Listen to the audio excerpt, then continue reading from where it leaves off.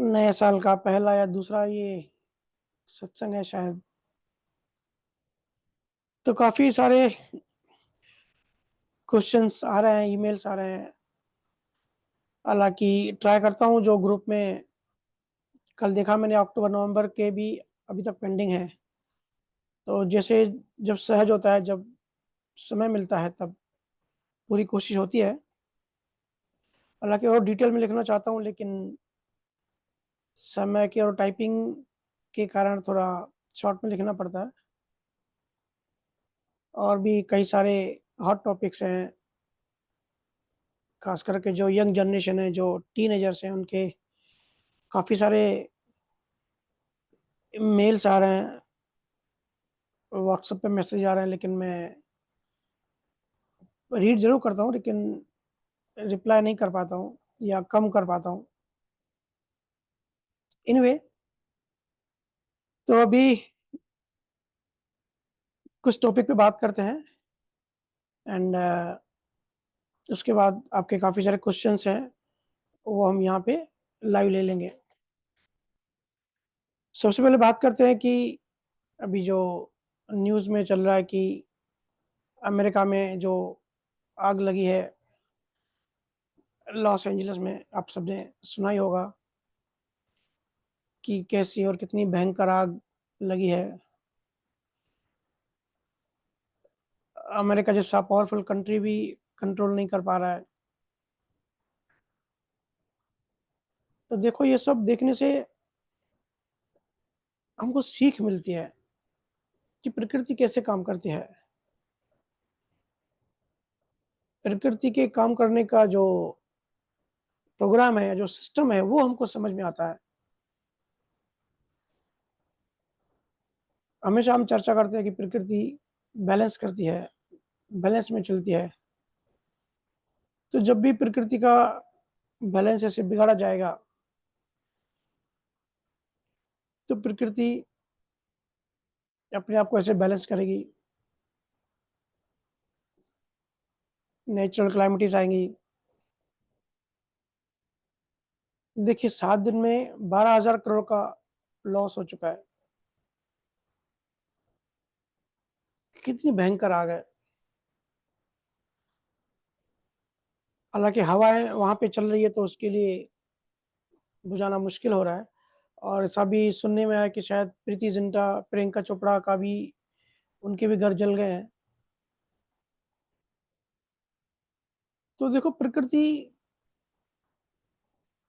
के काम करने के तरीके को हमको समझना है। प्रकृति नियम से चलती है। हमने पास्ट में कई बार इसकी चर्चा करी है कि नियम को समझना है। कोई वहाँ हमारे जैसे कोई भगवान नहीं बैठा हुआ है, कोई ईश्वर, कोई अल्लाह नहीं बैठा हुआ है, जो हमारी तरह एक कुर्सी पे बैठा है और सब कुछ नियंत्रण कर रहा है। ये सब नियम से चलता है। नियम समझना है। अगर नियम से उसका बैलेंस बिगाड़ोगे, तो प्रकृति नियम से बैलेंस ठीक करेगी। प्रकृति के नियम इम्पोर्टेंट है। हालाँकि क्लासिक फिज़िक्स और क्वांटम फिज़िक्स अभी धीरे-धीरे समझने की कोशिश कर रही है कि कौन-कौन से नियम हैं, कैसे नियम हैं, कौन से नियम कैसे काम करते हैं। जैसे कि ग्रेविटी, वो भी एक नेचर का नियम है। क्यों है, कहाँ से है, कब स्टार्ट हुआ, वो नहीं पता है, लेकिन ये नियम ऐसे काम करता है कि जिसका वॉल्यूम है, मास हो, तो वो चीज़ों को अट्रैक्ट करता है। जैसे न्यूक्लियर फ़ोर्स है, weak nuclear force, strong nuclear force, ऐसे कुछ फंडामेंटल फ़ोर्सेस हैं कुदरत की, जो कि नियम से काम करती है। कॉज़ एंड इफ़ेक्ट, जिसको अध्यात्म में लॉ ऑफ कर्मा कहते हैं। तो ये सब हमारे संतों ने पहले ही रिसर्च करके काफ़ी सारे नियम बता दिए हैं। हम सुनते भी हैं, पढ़ते भी हैं, नॉलेज भी है, लेकिन फिर भूल जाते हैं। जब प्रैक्टिकल लाइफ़ में उतरते हैं तो सब भूल जाते हैं। क्योंकि विज़डम नहीं होती, नॉलेज होता है, विज़डम नहीं होता। इन्फॉर्मेशन होती है, अनुभव नहीं होता। अब देखोगे तो ग्रेविटी क्या है? ग्रेविटी भी एक प्रेम है, जो चीज़ों को आकर्षित करती है। तब ये आगे जाके क्लासिक फिज़िक्स ये बात समझेगी कि अध्यात्म में जिसको प्रेम कहते हैं, वही संसार उसको ग्रेविटी कहता है। पर यहाँ मेन इम्पोर्टेंट है नियम को समझना। नियम से तालमेल बिठाओ। नियम को समझोगे तो कोई दुखी नहीं होगा। आज जहाँ भी देखोगे संसार में आग लगी हुई है, सबके मन बेचैन है, विचलित है, अशांति ही अशांति है, क्योंकि नियम नहीं समझते और नियम को ब्रेक करते हैं। यहाँ तो गवर्नमेंट के भी अगर कानून तोड़ोगे तो सज़ा मिलती है। ऐसे ही कुदरत के, प्रकृति के भी नियम्स होते हैं। मेरे पास काफ़ी सारे लोग आते हैं, कहते हैं भैया अच्छे लोग भी बहुत परेशान हैं, बहुत दुखी हैं। बुरे लोग तो अच्छा जीवन जी रहे हैं। मैं कहता हूँ कि भाई उन्होंने भी नियम तोड़ा होगा या नियम नहीं समझा होगा। इसलिए बार-बार कहता हूँ नियम को समझो, जितने भी लॉ है हम यहाँ पे चर्चा करते हैं, उनको अच्छे से गहराई से समझने की कोशिश करो। अब बच्चा अगर आग में हाथ डालेगा, तो ये पाप पुण्य नहीं है, लेकिन उसने नियम तोड़ा। तो सिग्नल स्किन सेल्स जलेंगे तो टिश्यूज़ ब्रेन तक सिग्नल जाएँगे तो ब्रेन पेन फ़ील करेगा। ये नियम है। इस तरीके से कई नियम हैं, हम सबको नियम समझना है। अगर नियम समझोगे तो जलोगे नहीं। बहुत सारे नियम में प्रकृति का ये भी एक नियम है कि प्रकृति रोज़ बदलती रहती है। प्रकृति का मतलब ही होता है बदलाव, change, constant change. Change is the only constant. परिवर्तन संसार का नियम है। ये उसका गुण है, ये उसका सिद्धांत है, ये उसकी प्रकृति की एक तरह की कह सकते हैं कि प्रकृति की आत्मा है, उसका स्वभाव है, बदलते रहना। अभी 10 मिनट पहले जब हमने सत्संग शुरू किया, हम तब जो थे, अब 10 मिनट में हम वो नहीं है। समय की धारा आगे बढ़ गई, नदी का पानी आगे बढ़ गया, हमारे बॉडी के बहुत सारे सेल्स, कुछ सेल्स मर गए, कुछ नए पैदा हो गए, आसमान में कितने तारे मर गए, कितने तारे पैदा हो गए। तो प्रकृति बदलती रहती है और मनुष्य का सबसे बड़ा दुःख का कारण यही है कि मनुष्य बदलाव नहीं चाहता, बदलाव से भय लगता है। यही सबसे बड़े दुःख का कारण है। कल सब बदल जाएगा, इसलिए हर किसी को इनसिक्योरिटी फ़ील होती है कि अभी हम खुश हैं, अभी हमारी जॉब अच्छी है, हमको पति-पत्नी अच्छे हैं, प्यार करते हैं, लेकिन ये सब बदलना नहीं चाहिए। ये सब वैसा का वैसा हमेशा रहना चाहिए और ये इनसिक्योरिटी यही हमारी बेचैनी का कारण है क्योंकि हम कुदरत के नियम को एक्सेप्ट नहीं करते, स्वीकार नहीं करते कि सब बदल जाएगा, सब बदल ही रहा है। ये बदलाव का भय है। हमारी इच्छा होती है हम सबकी कि सब कुछ हमेशा ऐसा ही रहे, सब कुछ बना रहे, हम कभी बीमार नहीं पड़े, सब ठीक रहे,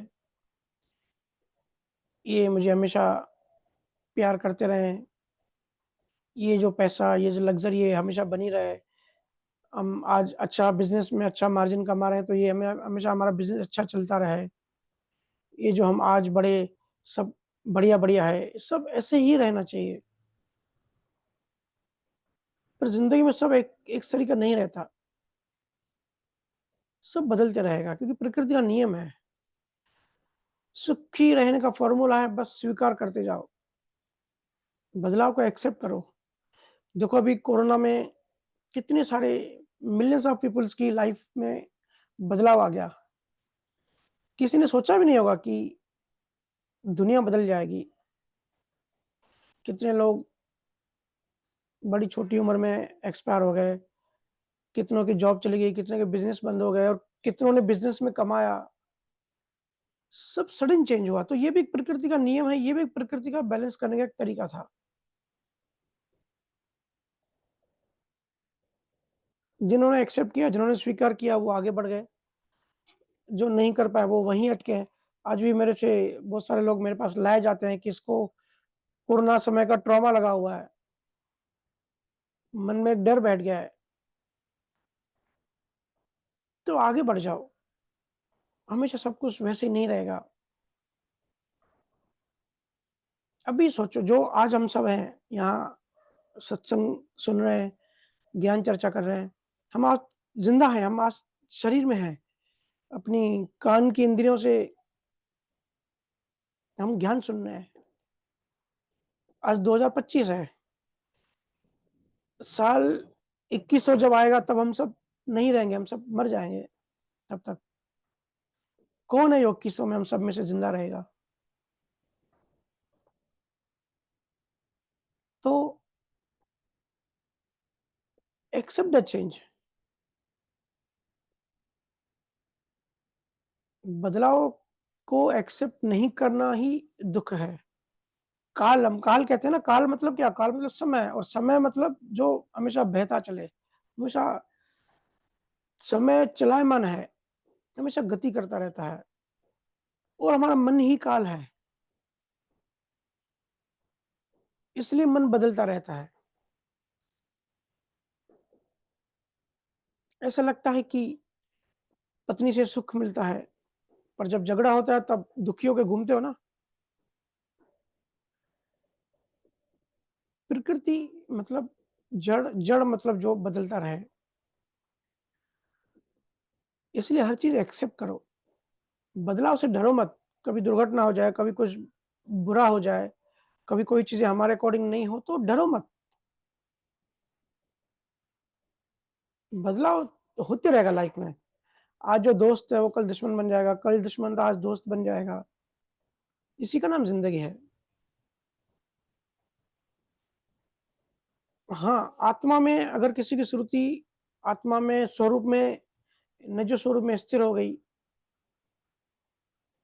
उसकी दशा कभी नहीं बदलेगी और वो हमेशा आनंद में रहेगा क्योंकि आत्मा का दूसरा नाम या जो गुण है वो आनंद है और आनंद इसलिए क्योंकि बदलता नहीं है।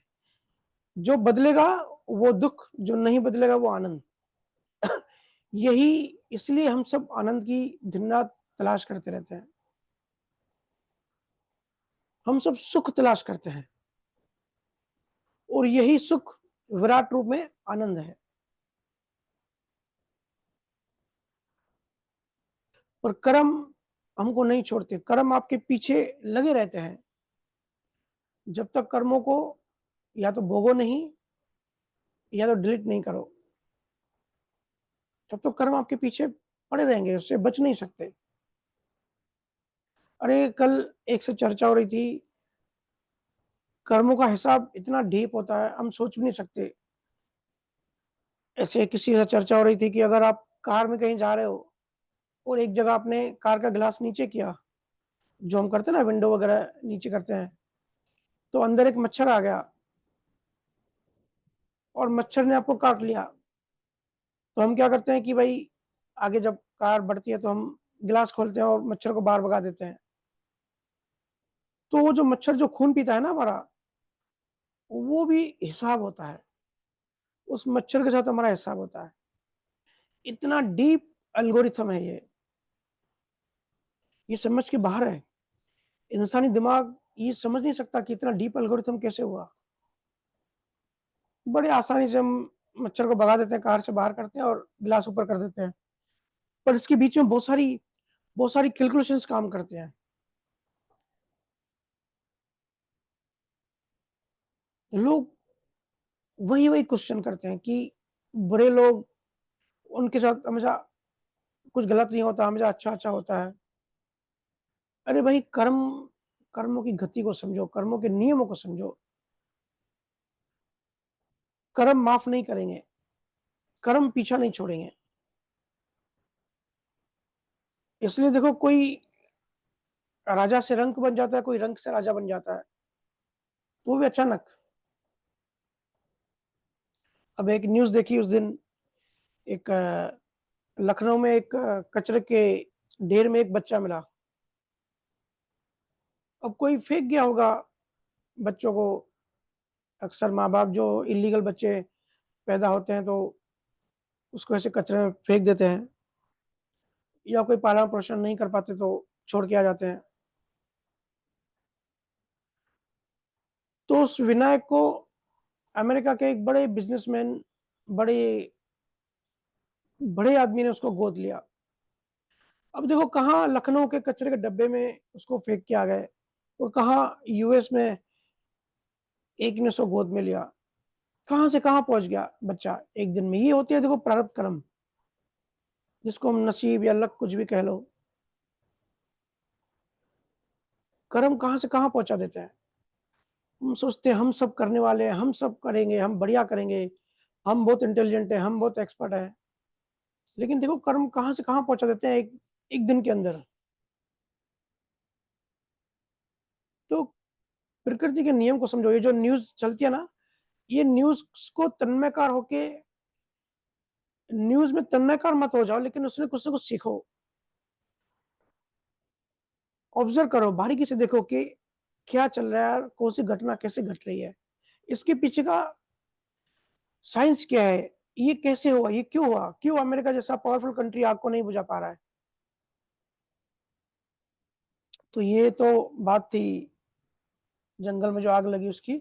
दूसरा न्यूज़ में कुंभ का मेला बहुत चल रहा है। आप सब लोगों ने बहुत सारे क्वेश्चन किए कि भैया कुंभ के बारे में कुछ बताएँ।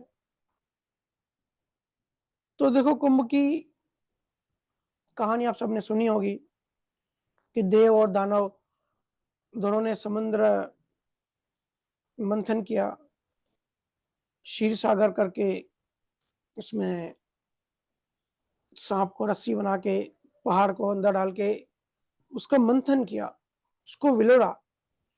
तो उसके समुद्र के अंदर जो जो भी चीज़ें पड़ी थी, ज़हर था, उसमें हीरे मोती थे और भी कई सारी अप्सराएँ, परियाँ, और लास्ट में अमृत निकला। तो दानव ने, देवों ने इंद्र के बेटे को वो अमृत निकला तो अमृत दे दिया जयंत को। तो वो अमृत लेके भागा, तो दानव भी इसके पीछे भागे कि भाई ये तो अमृत लेके भाग रहा है। तो उस भागम-दौड़ी में जो कुंभ, मतलब वो जो घड़ा जिसमें अमृत पड़ा था, वो हिल गया तो 4 बूँदें धरती पे गिरी। नासिक, उज्जैन, प्रयागराज और हरिद्वार, वो बूँदें गिरी तो वहाँ पे हर 12 साल में जो है कुंभ का मेला लगता है। और ख़ास बात ये चारों किसी बड़ी नदी के किनारे सेटल्ड है, ये सिटी। और सुनने में आया कि गवर्नमेंट को ऐसी उम्मीद है कि 50 करोड़, लगभग 50 करोड़ लोग वहाँ जाने वाले हैं प्रयागराज में। 50 करोड़ मतलब लगभग इंडिया की 50% पॉपुलेशन हो गई। लेकिन इस कहानी के पीछे का मैसेज हमको समझना है। वो ज़्यादा इम्पोर्टेंट है, वो ज़रूरी है। और देखो इस तरह के मेरे से लोगों ने पूछा कि भैया इस तरह के जो आयोजन हैं, जो प्रोग्राम है, ये होने चाहिए या नहीं होने चाहिए? तो देखिए, आजकल तो इंटरनेट है, सब कुछ है, मोबाइल है, तो आप लोग बात कर लेते हो, ज्ञान चर्चा कर लेते हो। पहले ऐसा नहीं था।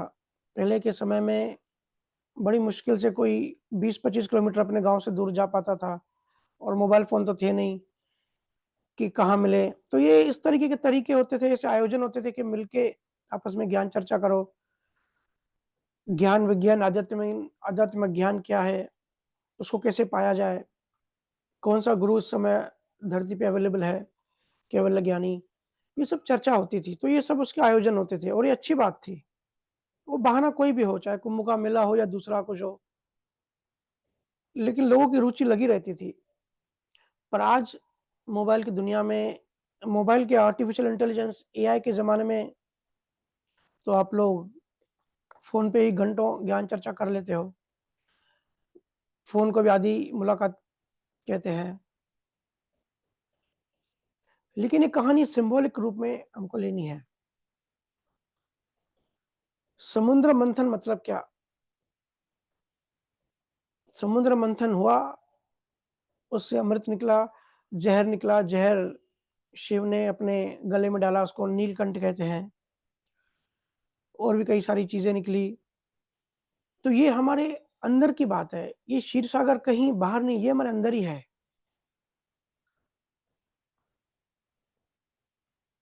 इसका मतलब सिर्फ़ इतना है कि अपने अंदर जाओ और मंथन करो। अब ये मंथन कैसे कर सकते हैं? ये जो भजन सिमरन आप करते हैं, जो ये विधि है, ये सब क्या है? जब आप श्वासोश्वास सिमरन करते हो, जब लंबी श्वास लेते हो फिर छोड़ते हो, श्वास-उच्छ्वास, जब श्वासों का आपस में घर्षण होता है और मंथन होता है, और ये कहाँ होता है? हमारे अंदर होता है। और जब घर्षण होता है, जब मंथन होता है, और क्षीर सागर मतलब हमारा चित्त, हमारे चित्त में पता नहीं कितने जन्मों की भयंकर डेटा पड़ी हुई है। अंदर ज़हर पड़ा हुआ है, अंदर हीरे मोती पड़ी हुई है, अच्छी मेमोरीज़ पड़ी हुई है, बैड एक्सपीरियंस पड़े हुए हैं, फ़ोबियाज़ पड़े हुए हैं। हम जब जानवर थे, जब पेड़ थे, पौधे थे, उसकी मेमोरीज़ पड़ी हुई है। देखिए, शरीर मस्कुलर मेमोरी जो होती है ना, वो तो शरीर के साथ खत्म हो जाती है। लेकिन जो चित्त में जो मेमोरी सेव हो जाती है, वो जीवात्मा अपने साथ जन्मों-जन्म लेके घूमती है। तो ये क्षीर सागर हमारा चित्त है। भजन सुमिरन इसको मंथन करना है। और जब आप भजन सुमिरन करते हो, जब ये मंथन करते हो, तब आप ही लोग कहते हो ना कि भैया अजीब-अजीब चीज़ें दिखती हैं,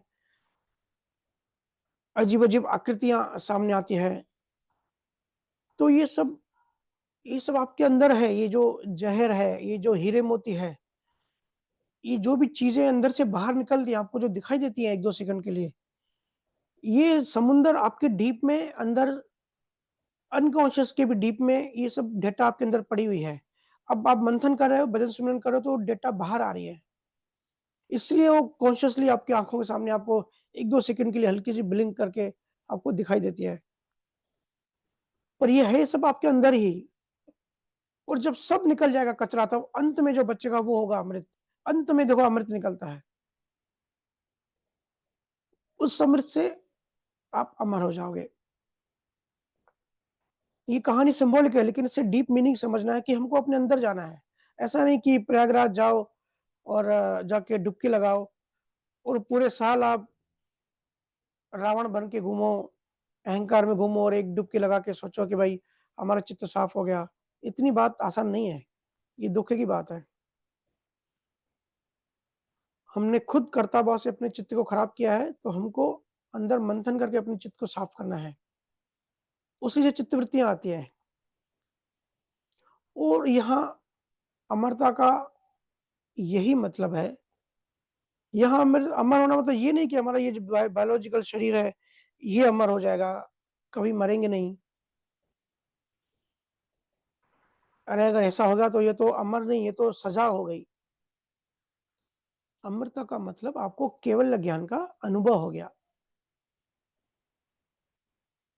अब नव तत्व लिंग शरीर खत्म हो गया, अहंकार खत्म हो गया। वो है असली अमरता, और वो हमारे अंदर ही है। तो मंथन मतलब सुमिरन, जिसको मुझे वर्ड नहीं याद आ रहा है, विलोड़ा कहते हैं या पता नहीं क्या कहते हैं। लेकिन जब आप सुमिरन करते हो ना, तो तब आप मंथन ही कर रहे हो, आपके अंदर वो मंथन चल रहा है। ऐसा नहीं है कि हज़ारों साल पहले देव और दानव ने मंथन किया था। अब इसमें भी डीप है कि देव कौन है, दानव कौन है, लेकिन इतनी डीप में मैं नहीं जाऊँगा क्योंकि समय की कमी है। लेकिन बात हमको ये समझनी है कि हर चीज़ सिम्बॉलिक है, और ये जो 12 साल में मेला लगता है ना, ये भी हमारे 12 स्थानों के प्रतीक है। हमारे जो 12 स्थान हैं, ये 12 साल उसकी जो है एक प्रतीक करके है। प्रयागराज में संगम है, आप लोग में से जो लोग गए होंगे उनको पता होगा। वहाँ 3 नदियों का मिलन होता है। मैं भी लास्ट ईयर गया था, तो देख के आया था। उसको संगम कहते हैं, 3 नदियाँ वहाँ मिलती हैं और कहते हैं वहाँ डुबकी लगाने से जो है संत तर जाता है या उसको मोक्ष मिल जाता है। तो ये संगम कोई बाहर नहीं है। ये जो त्रिकुटी है ना, ये है प्रयागराज, ये है संगम। ये जो गंगा, यमुना, सरस्वती वहाँ मिलती है, ये जो आप लोग ध्यान करते हो उनको अनुभव होगा कि जब 8वें स्थान से 9वें स्थान में मतलब त्रिकुटी से यहाँ पहुँचते हैं, तब तीनों नाड़ियों ईड़ा, पिंगला और सुषुम्ना, तीनों नाड़ियाँ यहाँ पे आके मिलती हैं। तो ये है संगम, अंतरिक्ष संगम। और यहाँ जिसकी चेतना पहुँच गई, यहाँ जिसकी श्रुति पहुँच गई, वो मोक्ष का अधिकारी होता है। इसमें डुबकी लगानी है, कोई बाहर डुबकी लगाने से कुछ नहीं होगा। वो तो सिर्फ़ एक सिम्बॉलिक है, एक एग्ज़ाम्पल है समझने के लिए। लेकिन ये त्रिकुटी है ना, ये है असली संगम।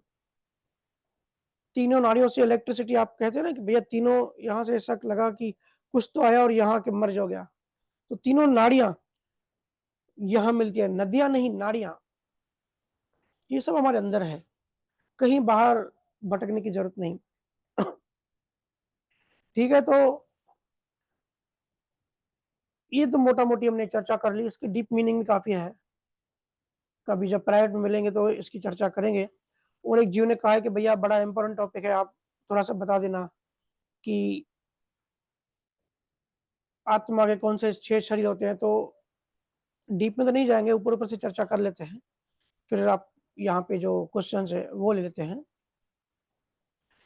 तो आत्मा की जो सूरत है, वो 6 शरीरों में घूमती रहती है या 5 शरीरों में घूमती रहती है, जो हमने पहले भी चर्चा करी है। एक तो हमारा स्थूल है, फिज़िकल बॉडी। हम सबकी श्रुति फिज़िकल बॉडी में ही 90% लोगों की शरीर में ही रहती है, जिसको जागृत अवस्था कहते हैं।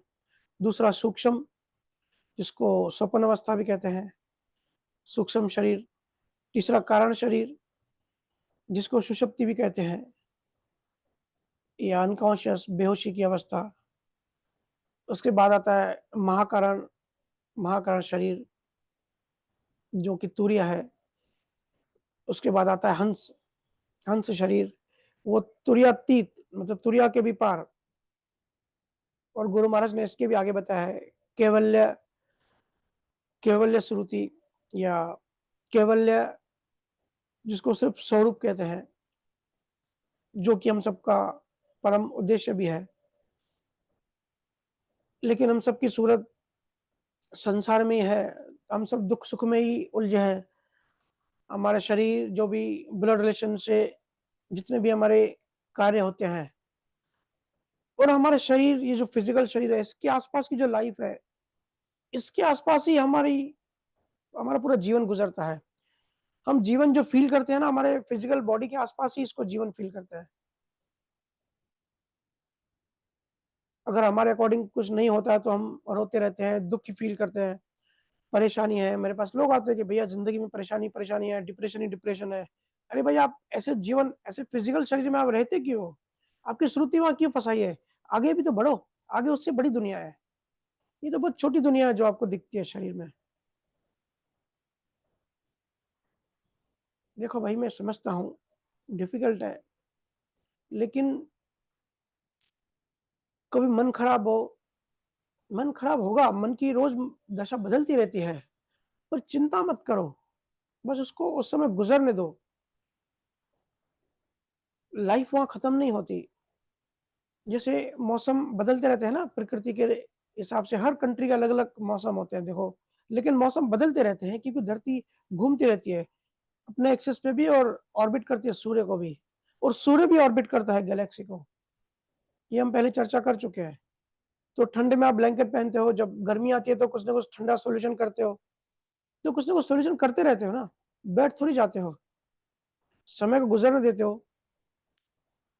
सुख आएगा, दुःख आएगा, बीमारियाँ आएँगी, बीमारियाँ जाएँगी, ये सब चलते रहने दो, ये सब शरीर के धर्म है, इससे कोई नहीं बच सकता। आप अपनी श्रुति इसके बियॉन्ड करो।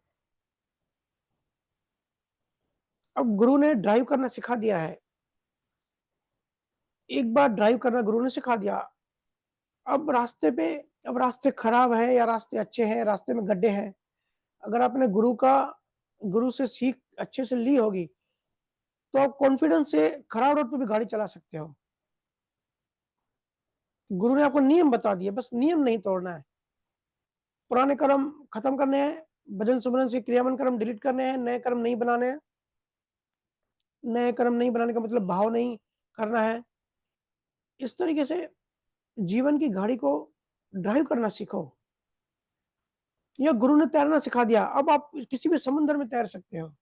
किसी भी बड़ी से बड़ी खराब सिचुएशन आ गई, आप उसको डील कर सकते हो। सिर्फ ये कुछ नियम, कुछ सिद्धांत अगर आप ये याद रखोगे और भजन सुमरन करके अपनी सुरति को आगे बढ़ाओगे। कोई भी तकलीफ हो, स्टिल रहो, शांत रहो, मौन रहो, रिएक्ट मत करो। बस समय को गुजरने दो।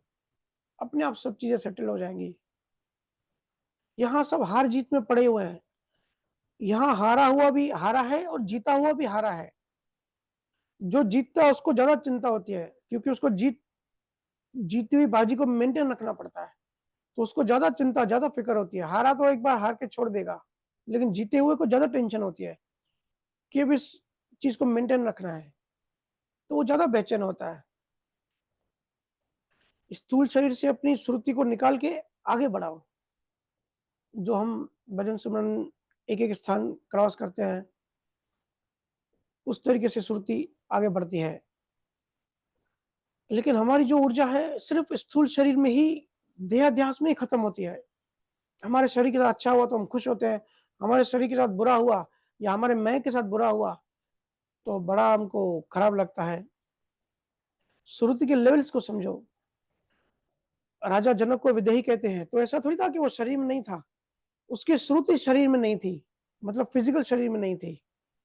गुरु गोरखनाथ था, उसकी भी श्रुति महाकारण तक थी, मतलब तुरैया से भी आगे तुरैयातीत अवस्था में था। हालाँकि कबीर साहब गुरु महाराज ने इसके आगे की भी अवस्था बताई है, लेकिन इनकी भी अवस्था काफ़ी ऊँची थी। तुरैयातीत में थे, ये फिज़िकल शरीर में नहीं थे। तो ऐसा नहीं है कि राजा जनक फिजिकल शरीर में होके भी नहीं था, लेकिन हम नहीं कर सकते। हम भी राजा जनक जैसी ज़िंदगी जी सकते हैं। कोई बड़ी रॉकेट साइंस नहीं है। कबीर साहब कहते हैं, "सूरत फंसी संसार में, जासे पड़ गई दूर। सूरत बाँध स्थिर करो, आठों पहर हुजूर।" आठों पहरों मतलब 24 घंटे श्रुति को कैवल्य में स्थिर करो। जैसे कामी इंसान होता है ना, गुरु महाराज ने विठ्ठलराव समाज ने एग्ज़ाम्पल दिया है। जैसे कामी इंसान की श्रुति, ध्यान पूरा काम में ही लगा रहता है। हमेशा स्त्रियों के बारे में वो सोचता रहता है। ऐसे सत्य की खोजी की सूरत हमेशा शब्द में लगी रहनी चाहिए, हमेशा नियक्षर में लगी रहनी चाहिए, हमेशा कैवल्य में लगी होनी चाहिए। धीरे-धीरे हम सबको सूरत को स्वरूप में स्थिर करना है। आप सब में से बहुत लोगों की तो हो भी रही है, बड़ी खुशी की बात है। सब वर्क इन प्रोग्रेस है। किसी की फिजिकल शरीर में है, लेकिन अभी स्टार्ट किया है, किसी की सूक्ष्म शरीर में है, कोई कारण शरीर में पहुँचा है, कोई महाकारण तक पहुँचा है। पर हम सबका लक्ष्य कैवल्य है, इन सबके परे जाना है। और ये जो डिप्रेशन में होते हैं ना, आप सब कहते हैं बड़ा डिप्रेशन फ़ील होता है, बड़ा दुःख है, तो ये क्यों होता है? क्योंकि लाइफ़ की छोटी-छोटी बातें भी बड़ी-बड़ी लगती हैं। तो जिनकी सूरत शरीर में स्थिर होती है ना, जो फिजिकल स्थूल शरीर में जिनकी सूरत होती है,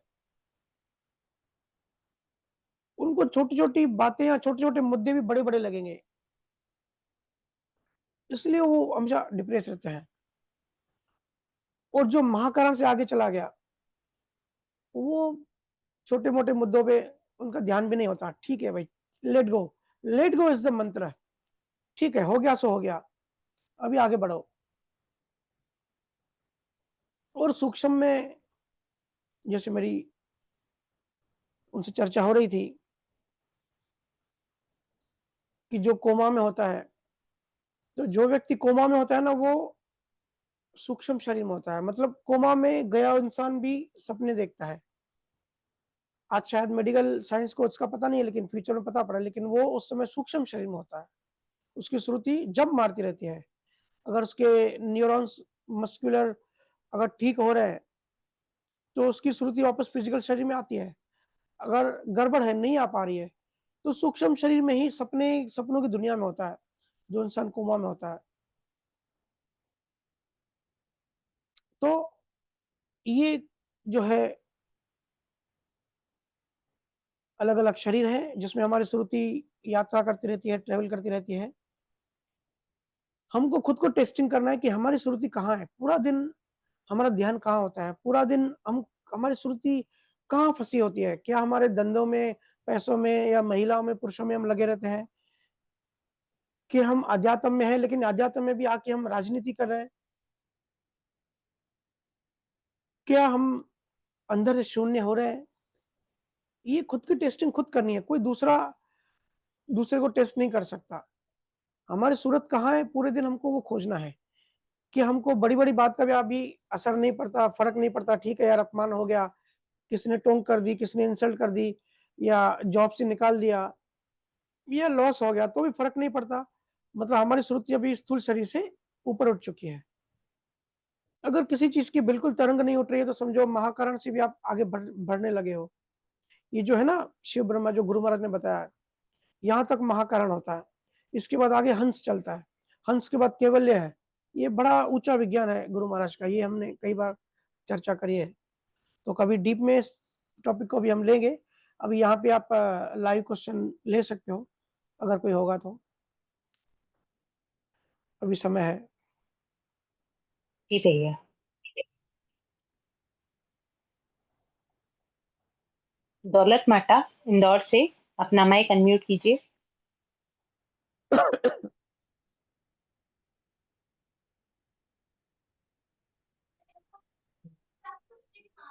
हेलो जी, राम राम। भैया, राम राम। राम राम। कैसे हो भैया? मस्त हूँ, आनंद में। आप?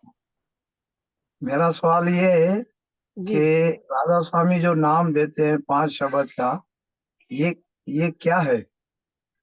इसका मतलब क्या है, या ये है क्या चीज? देखिए, किसी किसी पंथ के बारे में कुछ कहना मेरा अधिकार नहीं है, हम्म। लेकिन आपने पूछा है तो थोड़ी-सी मैं आपको थोड़ी-सी चर्चा कर लेते हैं इस पे। देखो, नाम की हमने कई बार चर्चा करी है। जैसे गुरु नानक जी भी जब यात्रा करते थे, तब नाम जागृत करते थे। कबीर साहब थे, क्योंकि ये जो केवल ज्ञानी होते हैं, कलयुग में इन्होंने रिसर्च करके बताया है कि अगर कलयुग में मोक्ष चाहिए, तो सिर्फ़ कर्मों को भोग के खत्म नहीं कर सकते। कर्मों को डिलीट करना पड़ेगा, और कर्मों को डिलीट करने की जो साइंस है, जो विज्ञान है, जो टेक्नोलॉजी है, वो है नाम भक्ति। तो केवल ज्ञानियों ने नाम जागृत करने की रिसर्च करी, और जब से, ये तो पहले से ही था, लेकिन जब से कलयुग स्टार्ट हुआ, तब से इसकी महिमा बढ़ गई। इसकी मतलब ज़रूरत ज़्यादा पड़ गई। अब फिर कलयुग आगे बढ़ा, केवल ज्ञानियों के शिष्यों के शिष्य चलते गए। देखो, हम बड़ी आसानी से किसी के पास भी जाते हैं कि भाई नाम दे दो, बिना नाम की साइंस को समझे हम जाके ले आते हैं, और देने वाला दे भी देता है, फिर वहीं बात खत्म हो जाती है। बहुत बार फिर हमको इस बात का अहंकार भी आ जाता है कि भाई अभी तो नाम मिल गया, भले हम गुरु आज्ञा नहीं माने, भले हम गुरु ने जो आज्ञा करी है, जितना समय सिमरन ध्यान करने को कहा है, हम नहीं करते हैं, लेकिन अंदर में हमको एक सूक्ष्म अहंकार सा आ जाता है कि नाम मिल गया, अभी हमारा मोक्ष पक्का, भले वो नाम जागृत ना हुआ हो। अभी तो हमको भले पूरी ज़िंदगी हम वासना में जिएँ, बाहरी संसार में हमारी सुरति हो, अंत में तो हमारे गुरु हमको लेने आएँगे। ये मन एक बड़ा सूक्ष्म सा अंदर एक मान्यता बिठा देता है। कई सारे पंथों में ऐसे होता है। तो नाम इससे नहीं होता। नाम मिलने का मतलब होता है, नाम या शब्द जागृत होना। आपने हमको कहीं जाना है, कहीं यात्रा करनी है, हम गाड़ी में जाके बैठ जाएँ, गाड़ी की इंजन बंद है, तो हम हमारी यात्रा आगे थोड़ी बढ़ेगी। हम वहीं के वहीं बैठे हैं, हालाँकि हम आँखें बंद करके इमेजिनेशन कर रहे हैं कि हम आगे बढ़ रहे हैं, लेकिन हम एक्चुअल में वहीं हैं। इसलिए नाम जागृत होना चाहिए। और नाम जागृत होता है केवल ज्ञानी या सतगुरु के निज मन के प्रेम और निज मन के मेहर से, उनकी कॉन्शियसनेस से, उनकी चेतना से नाम जागृत होता है। और ये अनुभव होता है। जैसे आपने राधा स्वामी पंथ के बारे में पूछा, तो उनके जैसे नाम हैं ओंकार, निरंकार, ज्योति निरंजन, सोहम, सतनाम। आपने कहा ये क्या है? तो ये 5 नाम हैं और अगर ध्यान से देखेंगे तो ये 5 परमात्मा के गुण हैं,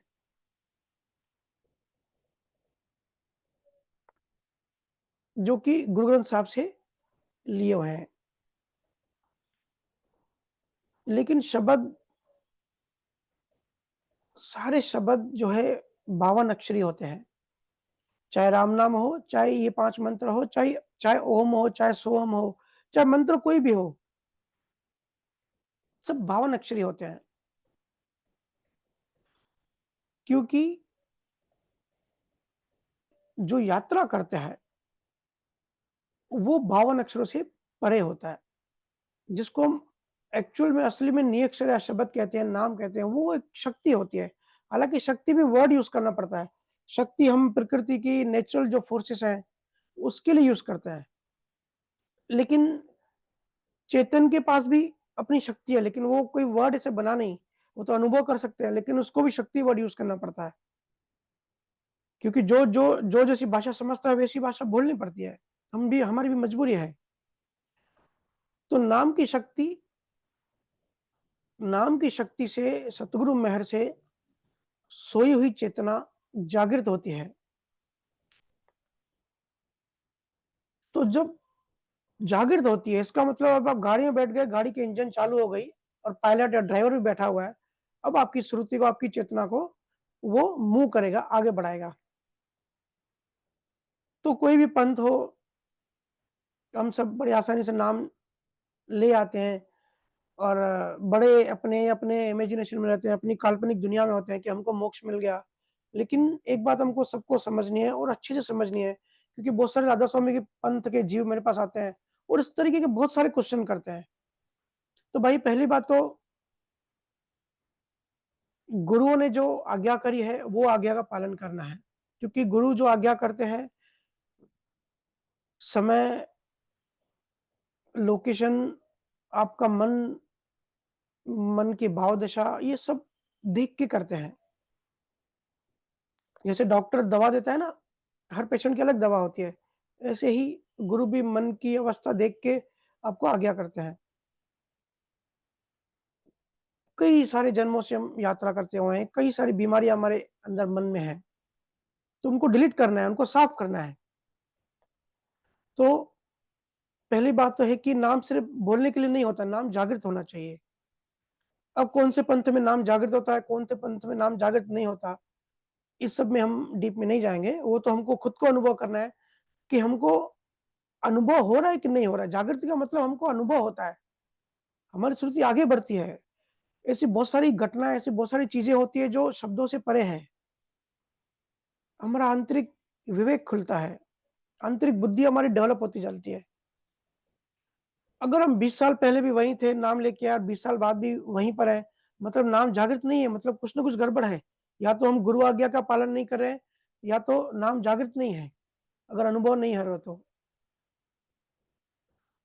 दूसरी बात है कबीर साहब का, गुरु महाराज का, जितने भी केवल्य दरियाशाह जी महाराज, दादू दयाल, संत नामदेव, जितने भी केवल्य ज्ञानी संत आप देखेंगे, इन सब ने जो मार्ग बताया, वो है बंकनाल का मार्ग। कई सारे पंथों में आगे का मार्ग बताया जाता है, जो ओमकार मंत्र देते हैं या क्रिया योग कराते हैं, जो शिव योगी होते हैं, जो साकार या निराकार की भक्ति करते हैं, तो वो आगे के जो आगे के जो पूर्व के जो 7 चक्र होते हैं, उनको भेदने की बात करते हैं। हमने पहले भी इसकी चर्चा करी थी कि जो यौगिक मुद्राएँ, यौगिक क्रियाएँ होती हैं, ये सब आगे के मार्ग की साधना है। ये मैक्सिमम हमको हमारी चेतना को भ्रुकुटी तक ले जाते हैं। या कई पंथों में कहते हैं कि यहाँ त्रिकुटी पे ज्योति के दर्शन करो।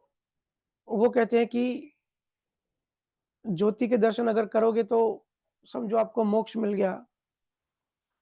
तो देखो गुरु महाराज ने, कबीर साहब ने बड़ा इसका विज्ञान बताया है कि जब शब्द जागृत होता है और जब पूर्व के 6 चक्रों को, पश्चिम के 6 चक्रों को जब भेद के यहाँ पे चेतना जब त्रिकुटी पहुँचती है, तब ये भी एक स्टेशन आता है।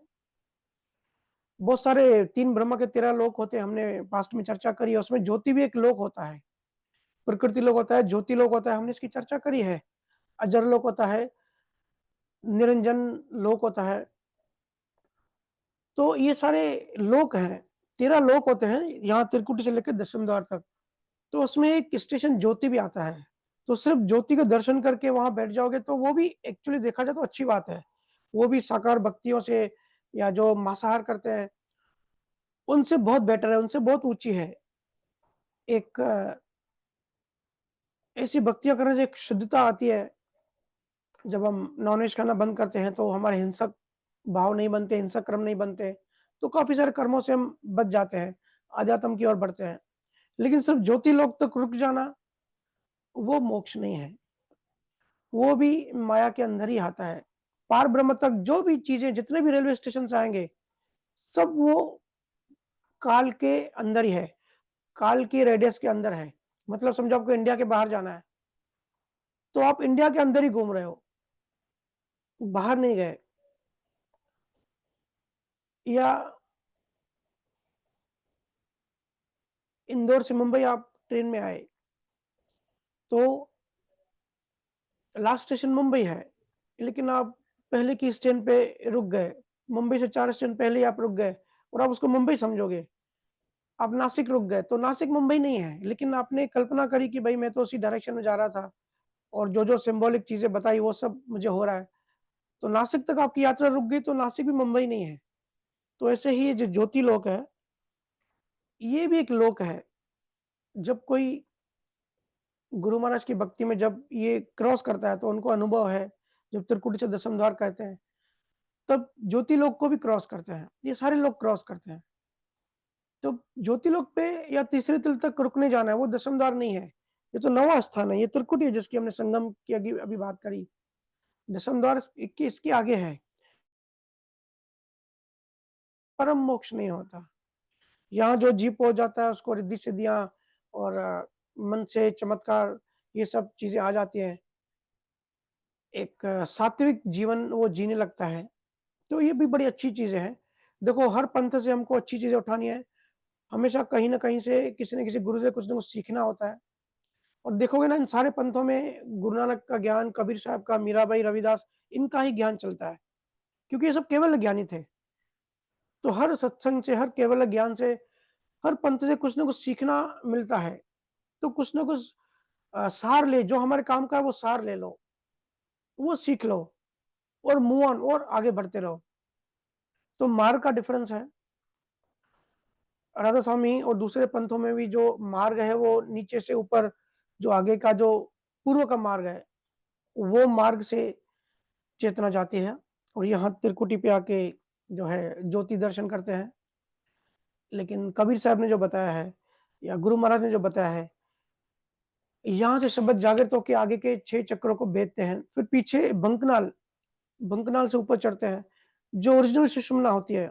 जैसे अभी हमने चर्चा करी संगम की, तो ईड़ा पिंगला सुषुम्ना को बैलेंस करते हुए शब्द पीछे से आगे बढ़ता है। आप सबको अनुभव है जिन्होंने ये किया हुआ है। त्रिकुटी पे आते हैं, फिर त्रिकुटी से आगे दशम द्वार तक जाते हैं, फिर दशम द्वार भी जब खुल जाता है उसके बाद एक अखंड ध्वनि शुरू हो जाती है। तो ये जो 12 स्थान है, ये पूर्व के 6 कमल, पीछे के 6 कमल भेदना होता है। लेकिन राधा स्वामी और दूसरे पंथों में सिर्फ एक आधा या 1 पार्ट या 7 चक्र या जो कुंडलिनी साधना के बारे में हमने लास्ट टाइम चर्चा करी, इन सब में आधा रास्ता चढ़ते हैं,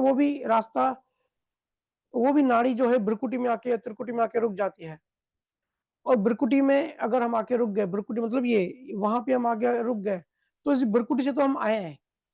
तो जहाँ से हम नीचे उतरते हैं वहीं तक मैक्सिमम जाएँगे, तो वो परम मोक्ष नहीं है।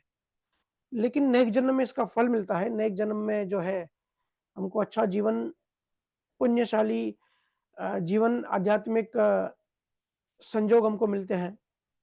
तो ये भी काफ़ी अच्छी और पॉज़िटिव बातें हैं। हमको हर गुरु से कुछ न कुछ सीखते हुए ही आगे बढ़ना है। लेकिन ये सब भाव हमेशा रखना चाहिए कि हमको कभी न कभी, किसी न किसी जन्म में, एक जन्म में केवल ज्ञानी से मिला हो, ताकि हम भी अंतिम मंज़िल तक पहुँच जाएँ। यात्रा करके मंज़िल तक पहुँचना है, यात्रा का आनंद भी लेना है। यात्रा भी बड़ी मस्त होती है, लेकिन एक दिन तो यात्रा खत्म करनी है ना, कितना और भटकेंगे। तो इस तरीके से ये है डिफ़रेंस कुछ।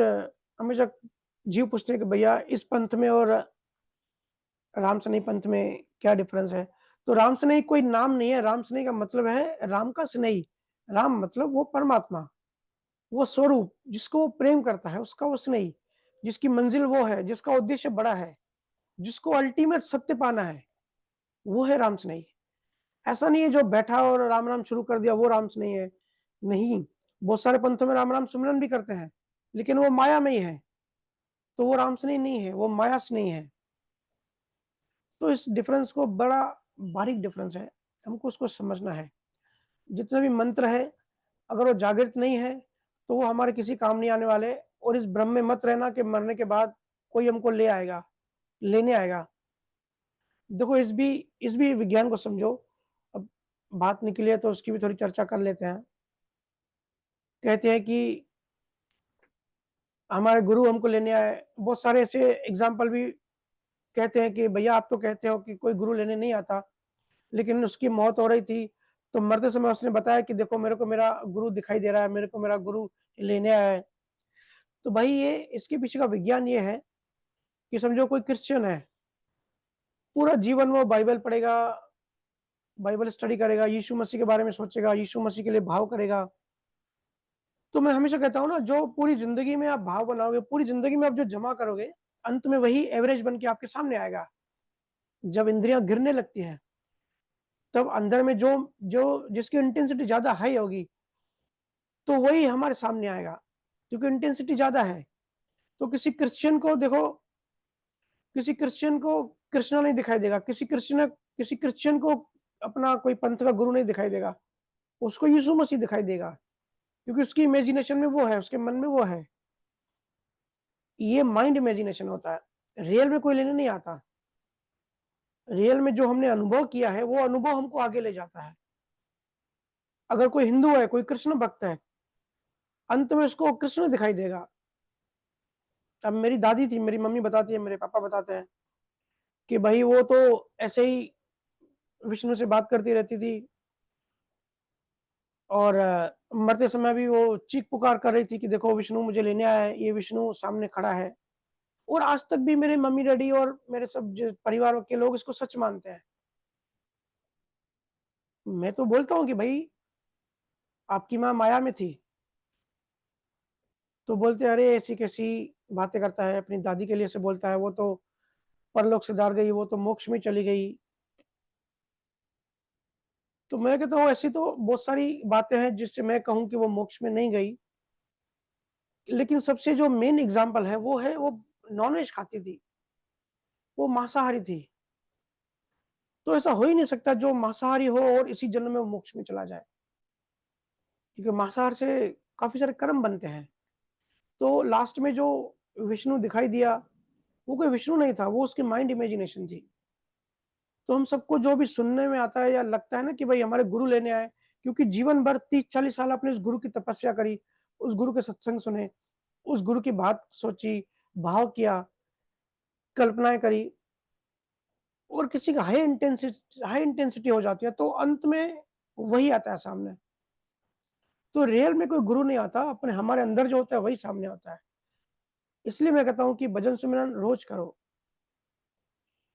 भजन सिमरन करने से जो अनुभव होता है वो मौत का अनुभव होता है।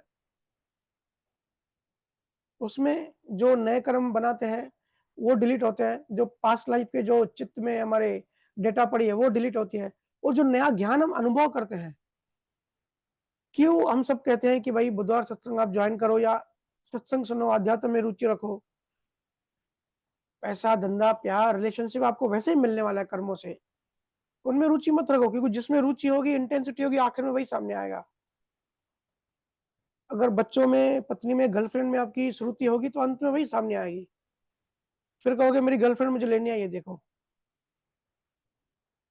कई सारे लोग कहते हैं कि उनका जो मर गया होता है वो उनको वो दिखाई देता है सपनों में। तो भाई सपने का भी साइंस बहुत बार समझाया है। वो जो भी इमोशंस हमने सप्रेस किया है, जो भी एनर्जी हम सप्रेस करते हैं ना, वो मैनिफेस्ट होती है सपने के थ्रू, वो बाहर आती है। तो ये चीजें ऐसे काम करती है। जब आप जिंदा हो, जब शरीर में हो, तब आप ज्ञान को अनुभव करो, तब आप मुक्ति का आनंद लो। अगर आज आप मुक्त हो, तो मरते समय भी मुक्त रहोगे और शरीर छोड़ के भी आप मुक्ति में जाओगे, बड़े आनंद में जाओगे। मुक्ति का मतलब किसी चीज में आसक्ति नहीं, कहीं भी हमारी श्रुति नहीं फंसी, हमारी श्रुति जिंदा रहते केवल्य में चली गई। तब किसी के लेने आने की जरूरत नहीं है, तो नियम ही है। जब पूरा ब्रह्मांड का विज्ञान हमारे सामने खुल गया, तब हम शरीर में हैं चाहे शरीर में नहीं, क्या फर्क पड़ता है। विदेही राजा जनक शरीर में थे, लेकिन हमेशा शरीर के बाहर की बातें करते थे। तो शरीर छूट भी जाता है ना, तो कुछ उनको डिफरेंस नहीं पता पड़ता, क्योंकि वैसे भी वो शरीर में थे ही नहीं। तो मरने का वेट मत करो कि कोई लेने आएगा। जब आप जिंदा हो, अभी अभी आप गुरु की गोद में जाके बैठ जाओ। मरने का क्यों वेट करते हो। मरने के बाद तो सारी माइंड इमेजिनेशन होती है, जो भी चीज दिखाई देती है वो सब मन गढ़त होता है। मन ने वो चीज गढ़ी होती है, क्योंकि मन हमारे मरने के बाद ही हमारे साथ जाता है। मन, चित, बुद्धि, अहंकार, जीवात्मा हमारे साथ जाती है ना। तो ये वो सब मैनिफेस्ट होता है। इसके लिए जो भी अध्यात्म में आपकी रुकावट है, उस रुकावट को आप दूर कर दो, हटाते जाओ, आगे बढ़ते जाओ। तो ये ये डिफरेंस है कुछ पंथों में और गुरु महाराज की, कबीर साहब का जो विज्ञान है कैसे काम करता है। क्योंकि शब्द जागृत होना जरूरी है। अगर शब्द जागृत नहीं है, तो आप कुछ भी कर रहे हो, मैं आज भी लिखा ना, कुछ भी कर रहे हो सब मनोरंजन है। मनोरंजन के नाम पे हमने बहुत सारी कथाएं, बहुत सारी कहानियां, ये फिलोसॉफी, ये सब गढ़ ली है। बड़ा मजा आता है सत्संग में ऐसे कहानियां सुन के, या ऐसे शिव ने तीसरी आंख खोली और पूरे ब्रह्मांड को डिस्ट्रॉय कर दिया। ये सब जो कहानियां होती है ना, बड़ा हमको मजा आता है सुनने में। अध्यात्म कोई थीसिस नहीं होता है, बिल्कुल प्रैक्टिकल जीवन होता है। अध्यात्म कोई फिलोसॉफी नहीं है। अगर दर्शन दर्शन की जो पढ़ाई करते हैं, जो फिलोसॉफी की पढ़ाई करते हैं, अगर अध्यात्म अनुभव, ज्ञान अनुभव अगर फिलोसॉफी होता, तो जितने भी ग्रेजुएट हो चुके हैं फिलोसॉफी में, वो सब तो परम मोक्ष में होते। लेकिन सबसे ज्यादा श्रुति उनके शरीर में फंसी होती है।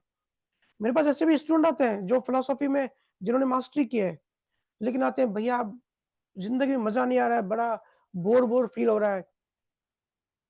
ऐसा लग रहा है कि भाई कंपटीशन में हम कुछ नहीं पाएंगे, जॉब हमको मिल नहीं रही है, दुनिया बड़ी बोझ लगती है। मैं कहता हूँ भैया आपने फिलोसॉफी की है।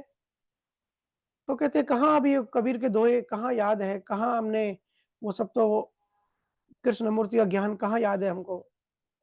जो जीवन, अध्यात्म मतलब जीवन साइंस। सामने जो भी प्रॉब्लम आए, तकलीफ आए, बोझ लगे, समझ जाओ कि भाई कर्मों की लेन देन है। ये होता है आध्यात्मिक जीवन चेतनता वाला जिंदा ज्ञान अनुभव, जो बिल्कुल उसी समय हाजिर कर देता है, हमारे आनंद को हिलने नहीं देता। हमारा आनंद किसी डोपामाइन, किसी एंडोर्फिन पे डिपेंड नहीं रहता। ये स्वरूप का आनंद है, ये नेचुरल आनंद है, जो हमेशा रहता है, बाहर लाइफ कैसी भी रहने दो। ये है गुरु महाराज का ज्ञान, ये कबीर साहब का ज्ञान, केवल ज्ञानियों का ज्ञान। बाकी शब्द जागृत नहीं है, उसके अलावा बाकी बड़ी-बड़ी आत्मा की बातें होती हैं, आत्म ज्ञान की बातें होती हैं, कृष्ण की गीताएँ हज़ारों लोगों ने रटी हैं, लेकिन वो खुद ही राग द्वेषी होते हैं। आपने देखा है ना, आप सबको तो पता ही है, इसके सत्संग मत सुनो। बहुत सारे गुरु अपने आप को आत्मज्ञानी कहते हैं, लेकिन वो कहते हैं कि दूसरे को लिंक नहीं देंगे। अरे भाई, ज्ञान होता है शेयर, ज्ञान का मतलब होता है शेयर करने के लिए। जो गुरु ज्ञान को छुपाए, समझो उसके अंदर डर है कि मैं कुछ गलत बता रहा हूँ, जो कि चोरी पकड़ी जाएगी। या बहुत सारे सो कॉल्ड गुरु होते हैं, जिनको पता है कि भाई शब्द का विज्ञान नहीं पता है, शब्द जागृत नहीं हो पाता है, लेकिन फिर भी बोलचाल में अच्छे होते हैं। तो यूट्यूब पे आके बड़ी-बड़ी बातें करते हैं, आत्मज्ञान सत्संग करते हैं, लेकिन ये सब मनोरंजन है आखिर में। जैसे प्रेम शब्द, प्रेम का एहसास नहीं होता। जैसे मैं कहूँ आग, तो आग में जब हाथ डालते तब जो जलन होती है, तो आग शब्द, आग वर्ड वो आग नहीं होती। ऐसे ही अध्यात्म या ये सत्संग या जो सिर्फ सुन लेते हैं हम, ये अध्यात्म नहीं है, ये तो मनोरंजन है। असली ज्वलनशील अध्यात्म होता है ज्ञान अनुभव, जो हम अनुभव करते हैं। एक-एक स्थान जब हमारा खुलता है, हमारी श्रुति जब आगे बढ़ती है, दशम द्वार के ऊपर जब हम स्थिर होते हैं, तब जो ज्ञान हमारे सामने खुलता जाता है, तब कुछ करना नहीं पड़ता। आप लोगों में बहुत सारों को अनुभव है, जैसे बच्चे की बुद्धि समय के साथ खुद ही बढ़ती है, वैसे हमारी आंतरिक बुद्धि खुद ही बढ़ती जाती है। ये होता है पराक्रम जागृत शब्द का। 20 साल पहले भी हमारी सोच उतनी थी, हमारी दृष्टि उतनी थी, हमारा विज्ञान उतना ही था। 20 साल बाद भी हम वहीं के वही हैं। पहले भी राग-द्वेषी थे, ईगो वाले थे, ज़हर भरा हुआ था, आज भी हम ईगो वाले हैं। चाहे हम कितने भी डेरों पे जाके सेवा करते हैं, डेरों के हेड बन गए, चाहे हम डेरे पे जाके बाथरूम साफ करते हैं, वो बड़ी-बड़ी कल्पना में अपने आप को बड़ा कर्ता मान लेते हैं कि भाई मेरी तो ये पोस्ट है, मेरा तो बड़ा नाम है, मैं तो 2 घंटा अंदर भजन में चला जाता हूँ। तो ये सब मनोरंजन है, ये सब माया है, ये आध्यात्मिक विज्ञान नहीं है। आध्यात्मिक विज्ञान का सिंपल मतलब है शब्द जागृत और खुद का ज्ञान अनुभव। किसी दूसरे से, कबीर साहब ने किससे ज्ञान लिया? कबीर साहब ने शब्द, इस वो जो कबीर साहब का जो शरीर था, वो शब्द जागृत हुआ रामानंद से। लेकिन कबीर साहब ने जो बातें बताई वो रामानंद से भी पार थी। रामानंद भी खुद हैरान होता था कि कबीर भाई इतना ज्ञान तू कैसे बता रहा है? तो वो ज्ञान अंदर से निकलता है। जब पूरा केवल ज्ञान का मतलब होता है पूरी ब्रह्मांड का जो है विज्ञान खुल गया। तो नाम नियक्षर की गुरु महाराज ने, कबीर साहब ने बहुत महिमा करी है, हम लोग उतनी महिमा कर नहीं पाते हैं, लेकिन बहुत बड़ी बात होती है। इसको हल्के में, छोटे में, अभी क्या है ना, जो चीज़ मुफ्त में मिलती है ना, हम उसकी वैल्यू नहीं करते। बड़ी आसानी से शब्द मिल जाता है, स्थान-स्थान भी हमारे आगे बढ़ते रहते हैं। इसकी वैल्यू नहीं पता क्योंकि हमारे साथ गुरु है, बड़ा आसान लगता है, लेकिन जिनके पास गुरु नहीं है उनसे पूछो। जो 40-50 साल से भजन कर रहे हैं लेकिन अनुभूति नहीं हो रही है, उनकी आप हालत पूछो। क्या उनकी मनोदशा है? कितना दुःख और पीड़ा है उनके अंदर? बेचारे ना अपने गुरु से बात कर सकते हैं, प्रॉब्लम भी है और उसका सॉल्यूशन भी नहीं है, क्योंकि गुरु तक रीच नहीं है। बड़ी भयंकर द्वंद एक मनोदशा में वो जीते हैं और एक दिन मर जाते हैं। लेकिन जिनको गुरु मिलता है, वो उस वैल्यू नहीं करते, क्योंकि जो चीज़ आसानी से, ये तो सिद्धांत है, जो चीज़ आसानी से मिलती है, उसकी वैल्यू नहीं होती। तो ये फ़र्क समझें, हर सत्संग में हम छोटी-छोटी, क्योंकि सत्संग ऐसे प्लान करके ऐसे नहीं होता, तो जब जो टॉपिक मिलता है, वो टॉपिक पे हम चर्चा कर लेते हैं। लेकिन जब ध्यान और ज्ञान में आगे बढ़ेंगे, रेगुलर सत्संग सुनेंगे, उनको नियक्षर की शब्द की महिमा, वैल्यू पता होगी कि कितने जन्मों बाद ऐसा संजोग मिलता है कि ये जो है जागृत होता है और हमारी श्रुति आगे बढ़ती है। ऐसा आसान नहीं है कि अपने शरीर, अपना जो देहाध्यास से निकाल के अपनी श्रुति को हम आगे पहुँचाएँ। बातें तो बहुत होती है, आप यूट्यूब खोलो, साक्षी भाव में रहो, देहाध्यास में मत रहो, ऐसी बहुत सारी चर्चाएँ मिलेंगी आपको। बहुत बड़ी बहुत सारे ऐसे वीडियोज़ मिलेंगे, लेकिन बिना नी अक्षर सब मनोरंजन है। जैसे मूवी देखते हो ना, फ़िल्म देखते हो, ये सब भी वैसे ही होता है। तो शब्द जागृत होना ज़रूरी है। जिनका भी शब्द मिला हुआ है लेकिन जागृत नहीं है, अपने गुरु के पास जाएँ और गुरु से पूछें कि हमको कुछ अनुभूति नहीं हो रही है, शब्द जागृत नहीं है, हमारी यात्रा आगे नहीं बढ़ रही है। चुपचाप मत बैठें, चुपचाप बैठना मतलब मन ने खेल कर दिया और ये हमारा जीवन नष्ट हो जाएगा। ठीक है? Next question. जी भैया। विकी मेहता इंदौर से, अपना माइक अनम्यूट कीजिए। राम राम भैया। राम, राम। कैसे हैं भैया? मस्त भैया, आप कैसे हो? आपका आशीर्वाद है भैया। आप हैं तो कहाँ जाएंगे हम कहीं नहीं जाएंगे। बताइए। इंदौर कब बता रहे हैं भैया? कब चरण कमल आपके इंदौर में आ रहे हैं? देखो अब कब संजोग बनता है, ऐसा कुछ प्लान तो नहीं है। हाँ। देखें। अच्छा भैया, मेरा सवाल था, जी। आत्मा और सत्स्वरूप एक ही है या अलग अलग हैं? थोड़ा समझाएं। आत्मा और सत्व स्वरूप, देखो ये सब शब्दों का जाल है, शब्दों के जाल में नहीं फँसना है। देखो कोई सत्व स्वरूप को आत्मा कहता है, कोई पार ब्रह्म, जो शिव ब्रह्म के आगे पार ब्रह्म जिसकी हम बात करते हैं, उसको आत्मा कहता है। हमको कॉन्सेप्ट समझना है, हमको ये समझना है कि किसकी रीच कहाँ तक है और रीच कैसे पता पड़ेगी कि वहाँ के लक्षण क्या है, वहाँ के गुण क्या है। जैसे हमने कई बार चर्चा करी है कि जब यहाँ पे पार ब्रह्म से पहले शिव ब्रह्म में अगर किसी की जो है चेतना वहाँ रुक जाती है, वहाँ पहुँच जाती है, दशम द्वार नहीं खुला।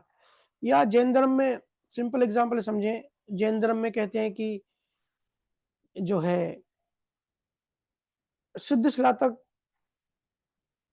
सिद्धशिला तक जो है आत्मा जाती है और वो उनको उनके हिसाब से वो उसको मोक्ष कहते हैं कि पुराने कर्म खत्म करो, नए कर्म नहीं बनाओ। ऐसे करते-करते आप एक दिन सिद्धशिला में पहुँच जाओगे, या जो तीर्थंकर है वो सिद्धशिला में रेस्ट कर रहे हैं। तो सिद्धशिला या सिद्ध क्षेत्र ये क्या होता है? तो वो कहते हैं कि वहाँ हर किसी की आत्मा इंडिविजुअल होती है। जैसे महावीर स्वामी मोक्ष में गए तो महावीर स्वामी की आत्मा अलग, नेमिनाथ गए उनकी आत्मा अलग, दूसरा कोई जो जैन साधु होते हैं, वो मोक्ष में गए तो उनकी आत्मा अलग। तो ये वो डेफिनेशन बताते हैं। वो उसको आत्मज्ञान कहते हैं या आत्मा कहते हैं। लेकिन इससे हमको ये समझना है कि जिसको वो आत्मा कह रहे हैं, ये दशम द्वार से भी नीचे है और ये सिद्ध क्षेत्र जो है, अगर हर किसी की आत्मा इंडिविजुअल है, मतलब अभी भी डिफरेंस है, अभी भी अलग-अलग आत्मा है, मतलब अभी भी फ़र्क है, तो परम मोक्ष नहीं है। क्योंकि सूर्य से निकली हुई सूर्य की किरणें जब सूर्य से बाहर जाती हैं, तब किरणें अलग-अलग होती हैं। तो वही किरण जब तक सूर्य में वापस जाके नहीं समाती, तब तक वो किरण होती है, वो सूर्य नहीं होती।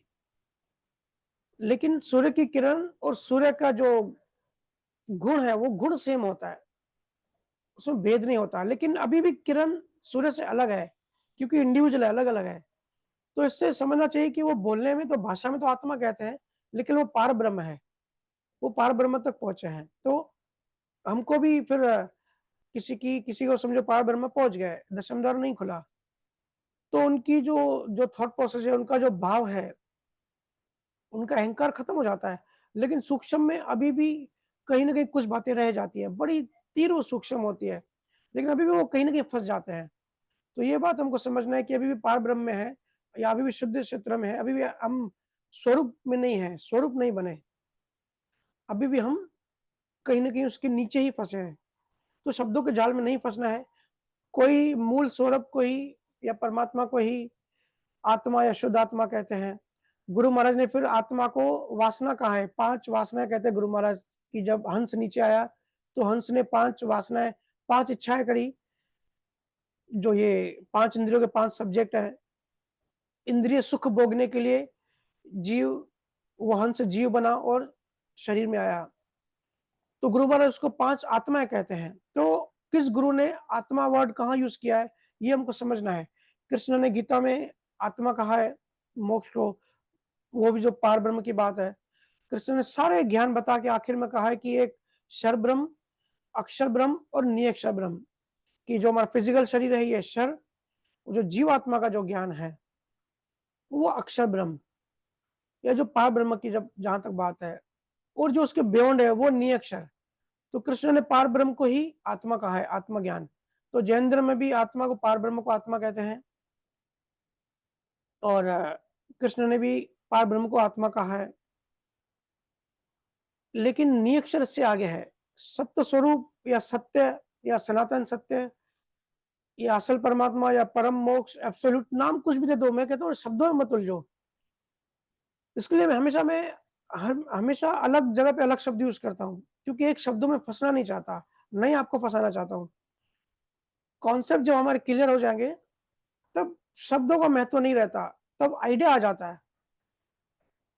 अब कहीं केवल ज्ञानियों ने फिर स्वरूप को ही आत्मा कहा है, लेकिन उसका फिर गुण ये होता है कि हमारा अहंकार बिल्कुल शून्य होता है, अहंकार का जो बीज होता है वो भी खत्म हो जाता है, तब कुछ नहीं बचता। तब जिसको मैं कहते हैं ना, अब देखो बहुत सारे केवल ज्ञानी, सो कॉल्ड केवल ज्ञानी कहते हैं मैं शुद्धात्मा हूं। उनको ये भी नहीं पता कि जहां मैं आ गया वहां शुद्धात्मा नहीं होता, और जहां शुद्ध आत्मा हुआ वहां मैं नहीं आता। मैं अहंकार का एहसास करवाता है। तो जहां मैं भी खत्म हो जाता है, सिर्फ बचता है सिर्फ होने का एहसास, जहां अवेयरनेस बचती है, वो है परमात्मा, या शुद्धात्मा, या नियक्षर, या सिंपल शब्दों में जो मुझे शब्द अच्छा लगता है, निज स्वरूप या मूल स्वरूप, जो हम ही हैं, हमारा मूल स्वरूप है, बिल्कुल शुद्ध चेतना। तो विकी भाई, इसके लिए शब्दों के जाल में नहीं फंसना है, क्योंकि किसी पंथ में किसी गुरु ने आत्मा को, पार ब्रह्म को आत्मा कहा है, किसी ने स्वरूप को आत्मा कहा है। कई सारे फिर जीवात्मा को आत्मा कहते हैं ना, आत्मा शरीर बदलती है, आत्मा ना पैदा होती है ना मरती है, आत्मा सिर्फ शरीर बदलती है। अरे भाई, ये भी डेफिनेशन गलत है। आत्मा शरीर भी नहीं बदलती, जीवात्मा शरीर बदलती है। इसके लिए शब्दों के झालों में मत फंसो, कॉन्सेप्ट को क्लियर करो, ठीक है।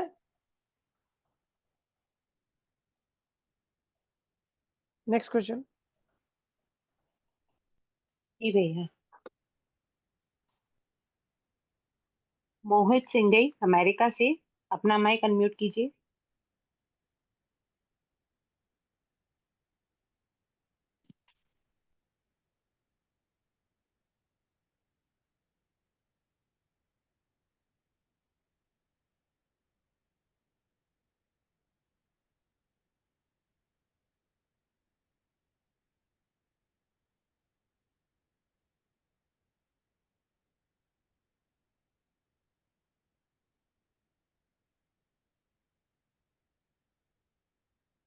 मोहित सिंघई अमेरिका से, अपना माइक अनम्यूट कीजिए।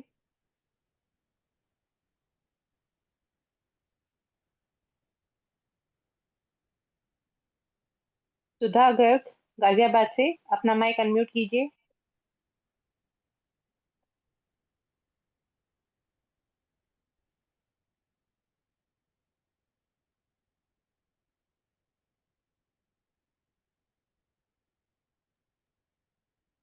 रामू सुधा भैया, गर्ग।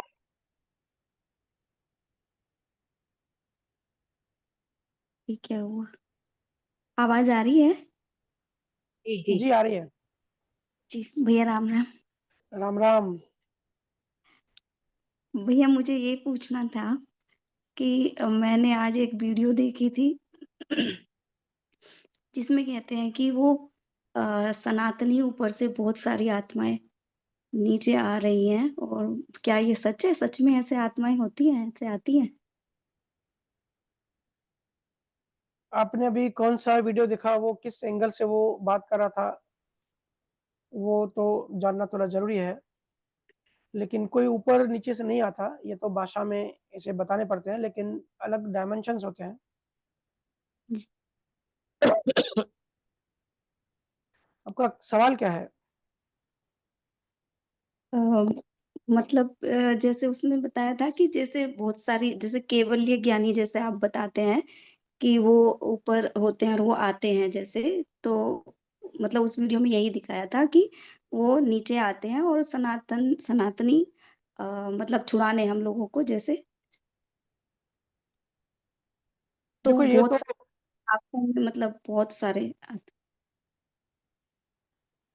जी, ये तो हमने कई बार पहले भी चर्चा करी है कि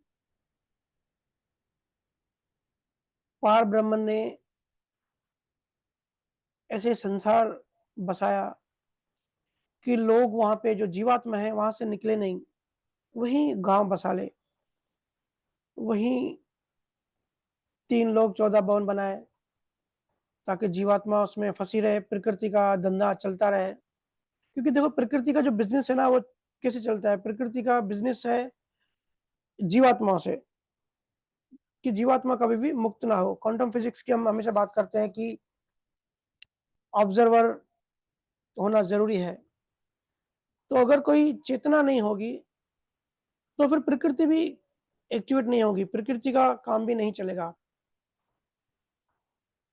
जड़ और चेतन के मिक्सचर से या चेतन ने जब पेनिट्रेट किया प्रकृति में, तो प्रकृति एक्टिवेट हो गई। प्रकृति मतलब घोर अंधेरा, उसमें जब रोशनी आई, जब बीज आया, तो प्रकृति के जो 3 गुण हैं, 5 जो उसके तत्व हैं, 25 प्रकृति और 3 गुण, इन सब से पूरा ये जगत बना और प्रकृति का बिज़नेस आज तक चल रहा है। तो ये तो हो गई बात कि प्रकृति इसके लिए डिज़ाइन ऐसे रखती है, इस तरीके से पार ब्रह्म के ऑर्डर से ही ब्रह्मा, विष्णु, महेश और शक्ति इन्हें मिलके इन चारों को कॉम्बिनेशन को ही प्रकृति कहते हैं और इन चारों के फोर्सेस को, नेचुरल फोर्सेस से ये पूरा ब्रह्मांड काम करता है। इन्होंने ये सब नियम बनाए, जैसे हमेशा लॉ ऑफ कर्मा की मैं बात करता हूँ। इन्होंने इस तरीके के लॉ ऑफ कर्म बनाए कि जीव जगत में फँसता ही रहे, इस कभी भी इस चक्कर से बाहर आज़ाद नहीं हो। क्योंकि प्रकृति को खुद को ज़िंदा रखने के लिए हमको ज़िंदा रखना पड़ता है यहाँ पे।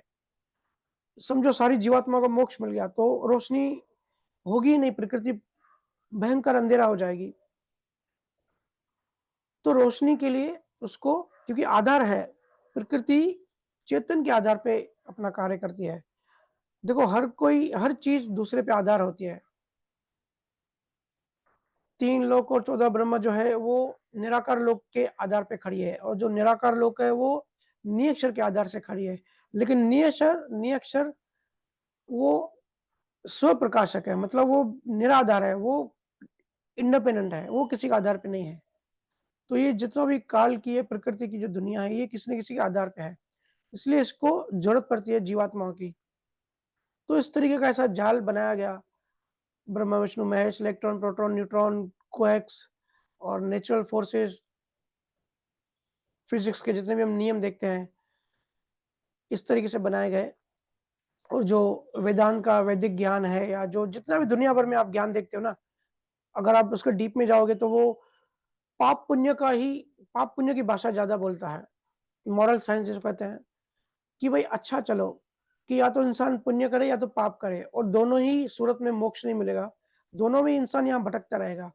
वो यही प्रकृति ने बनाया है। आप ज्यूस के बाइबल देख लो या क्रिश्चियन बाइबल स्टडी कर लो, पाप और पुण्य की बात ही आपको मिलेगी। सिर्फ हिंदुस्तान में वो भी केवल ज्ञान में ही परम मोक्ष की बात मिलेगी। बाकी हर जगह आपको पाप और पुण्य द्वैत की भाषा मिलेगी, ताकि लोग इसमें फँसे रहें, इससे बियॉन्ड नहीं जाए, काल के समय के परे नहीं जा सके। लेकिन फिर अब निअक्षर जो है वो तो अपने मूल स्वरूप में है।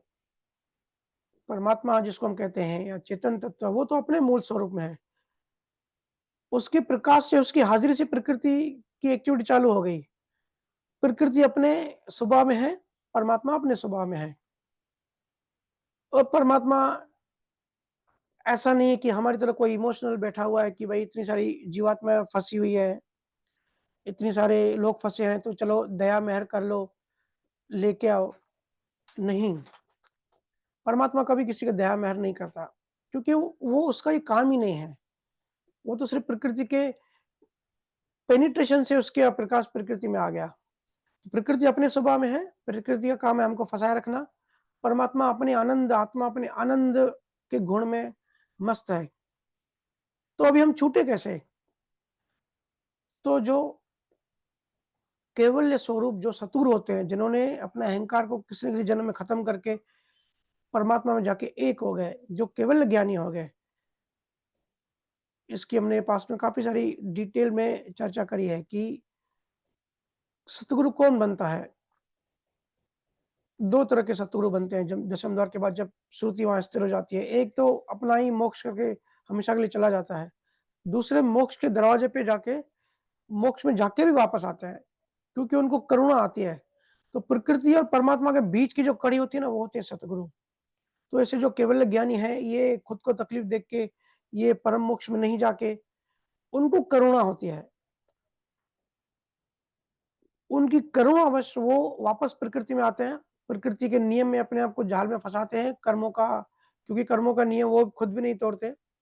लेकिन वो खुद कैसे छूटे? देखो, अभी इसे अमेरिका में भी काफ़ी रिसर्च हुई कि जो भी जेल से भाग जाता है, तो उस पे रिसर्च होती है कि आखिर जेल से कैसे भागा? तो जो दूसरे कैदी होते हैं ना, वो उस पे रिसर्च करते हैं। और गवर्नमेंट भी रिसर्च करती है कि आखिर कहाँ भूल-चूक हो गई, ये कैसे यहाँ से भागा? इतनी टाइट सिक्योरिटी थी। अंडमान निकोबार में देखो तो जेल है, अभी तो बंद हो गया। पहले जो थे, सुभाष चंद्र बोस को वहाँ पे रखा था।